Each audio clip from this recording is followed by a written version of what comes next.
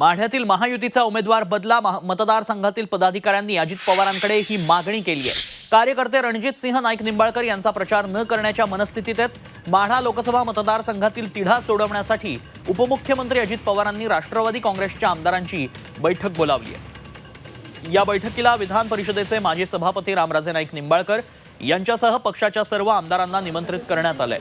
रामराजे नाईक निंबाळकर यांचा रणजित सिंह निंबाळकरांच्या उमेदवारीला विरोध आहे।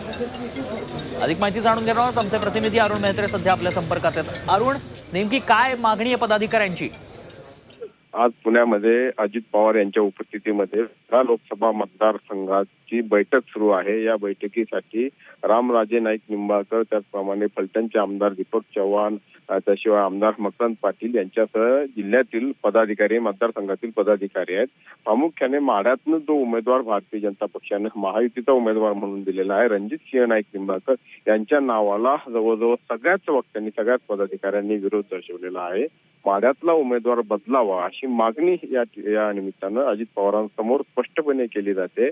त्या रणजित सिंह नाईक निंबाळकर यांच्या प्रचार करण्याबाबत कार्यकर्त्यांची तशी मनस्थिती नाहीये। रणजित सिंह नाईक निंबाळकर यांच्या ऐवजी त्या ठिकाणी शक्यतो राष्ट्रवादी काँग्रेसचा किंवा मग इतर कुठला उमेदवार याचा विचार व्हावा अशी आग्रही मागणी या बैठकीमध्ये सगळ्याच पदाधिकाऱ्यांनी केलेली आहे। नक्कीच धन्यवाद अरुण, आपण दिलेल्या सगळ्या सविस्तर माहितीसाठी।